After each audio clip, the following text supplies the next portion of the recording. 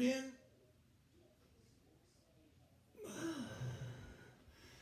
Okay, the Iowa Caucus's debacle. Oh, I started watching and I knew this was going to happen. This is another example of millennial ideas run amok.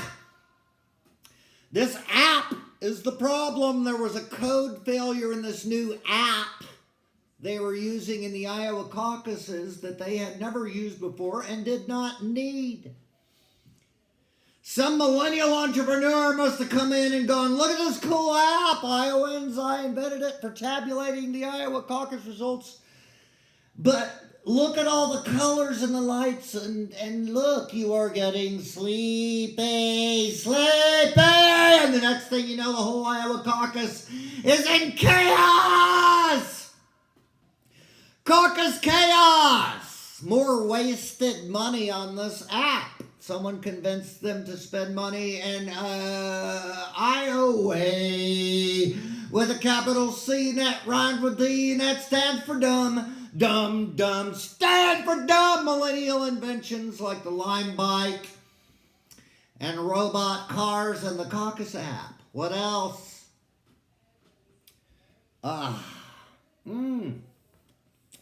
Oh, that's right. We're going to have the State of the Union address with the vote on impeachment the day after. So, a couple things going on. We all know how that's going to go, don't we?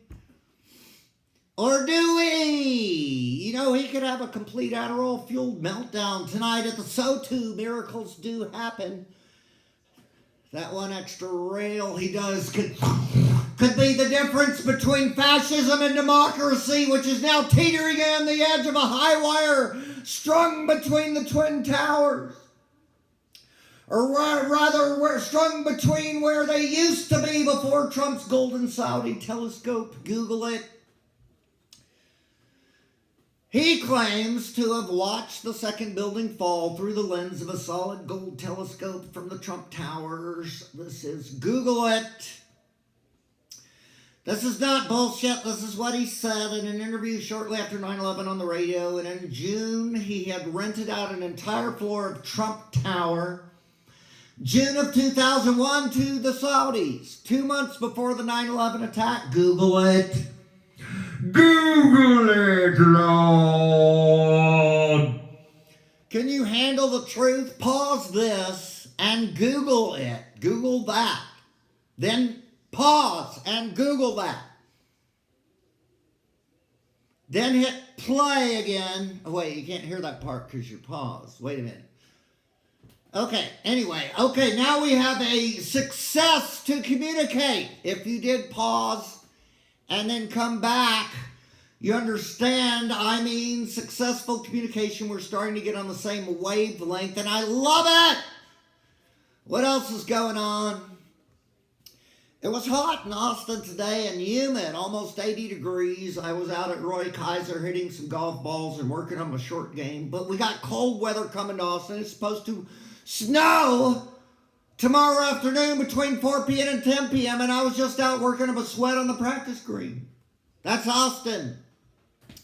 But tomorrow I'll dig out my snowboard and take the rundown I've been dreaming about. South Congress from St. Edward's University clear down to Lady Bird Lake and into downtown Austin. Whoosh.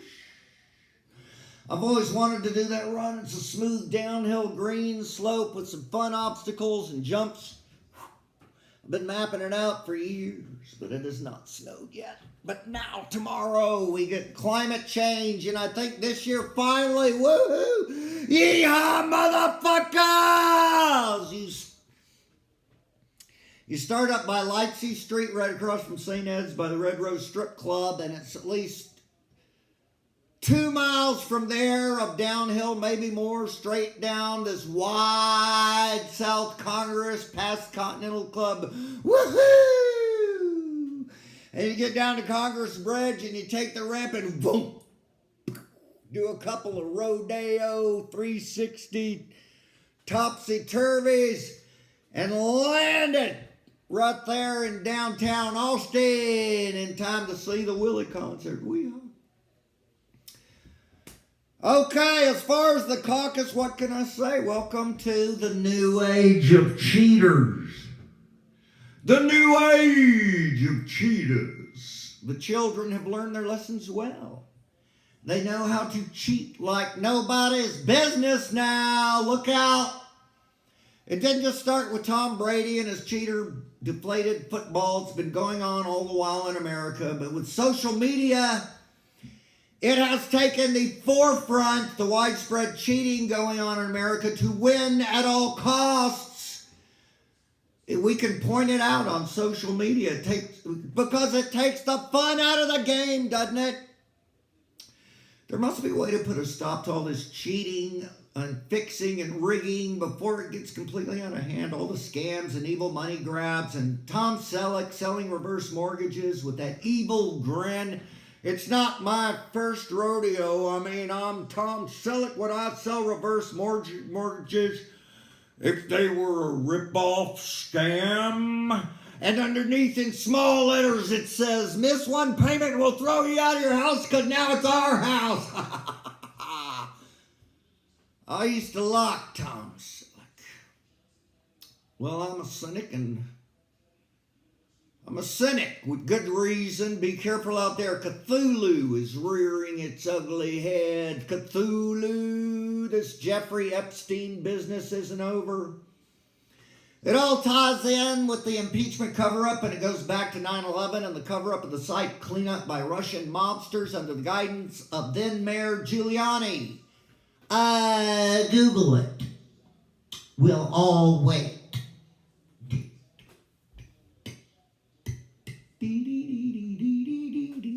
Okay, so remember I'm endorsing Mike Bloomberg for president. He's the best candidate. He will crush Donald Trump under the sheer weight of his $54 billion war chest.